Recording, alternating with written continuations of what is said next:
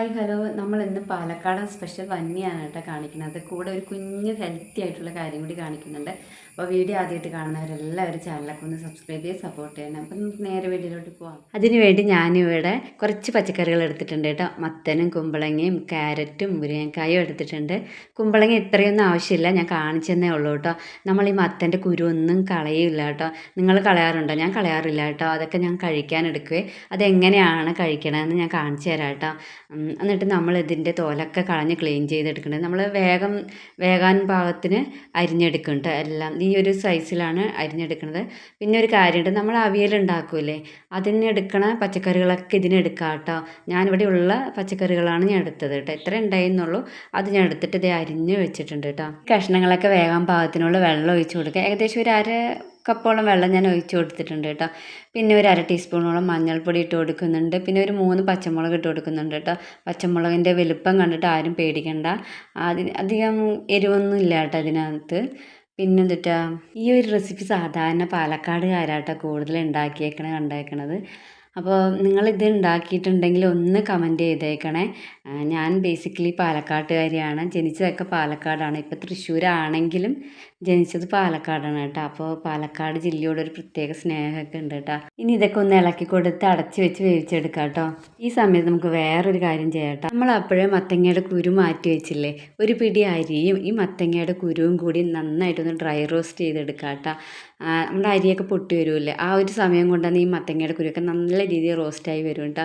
ഞാൻ ഈ മത്തങ്ങയുടെ കുരു ചെറുതായിട്ടൊന്ന് കഴുകിയിട്ട് കുറച്ച് നേരം വെയിലത്ത് വെച്ചു കേട്ടോ, വെള്ളമൊക്കെ കളയാൻ വേണ്ടി. എന്നിട്ടാണ് ഞാൻ ഈ ഡ്രൈ റോസ്റ്റ് ചെയ്യണത് കേട്ടോ.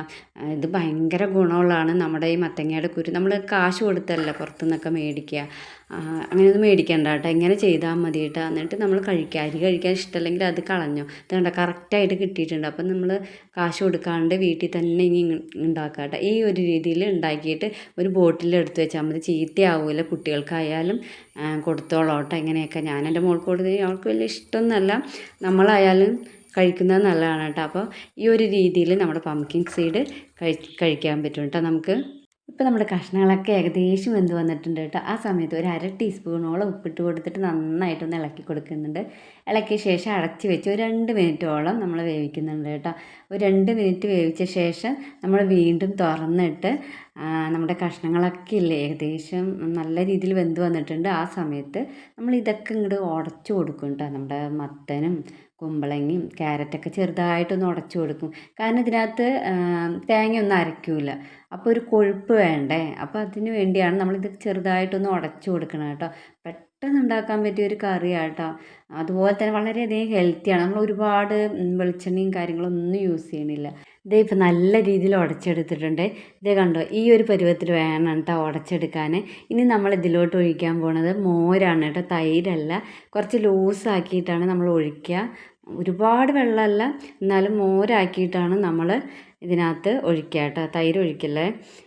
നമ്മുടെ ഈ കറി കുറച്ച് ചൂടാറിയ ശേഷമാണ് നമ്മളിത് ഒഴിച്ചേക്കണത് കേട്ടോ. അതിൻ്റെ മുകളിലോട്ട് കുറച്ച് പച്ച വെളിച്ചെണ്ണയും കുറച്ച് കറിവേപ്പിലയും കൂടി ഇട്ട് കഴിഞ്ഞാൽ സംഭവം റെഡിയായി. നമ്മൾ മോര് ഒഴിച്ചിട്ട് അധികം ചൂടാക്കൂല കേട്ടോ. ഈ കറി പൊതുവേ ചൂടാക്കൂല കേട്ടോ. പക്ഷെ ഞാൻ ചൂടാക്കിയില്ലെങ്കിൽ ഒരു സുഖം ഉണ്ടാവില്ല. എത്ര പെട്ടെന്നല്ല കറി ഉണ്ടാക്കി കഴിഞ്ഞ്. അപ്പോൾ വീഡിയോ ഇത്രയേ ഉള്ളൂ കേട്ടോ. വീഡിയോ ഇഷ്ടപ്പെട്ടാൽ ലൈക്ക് ചെയ്യുക, ഷെയർ ചെയ്യുക, സബ്സ്ക്രൈബ് ചെയ്യുക. അപ്പോൾ നെക്സ്റ്റ് വീഡിയോയിലൂടെ കാണാം കേട്ടോ. അതുവരേക്കും എല്ലാവർക്കും ബൈ.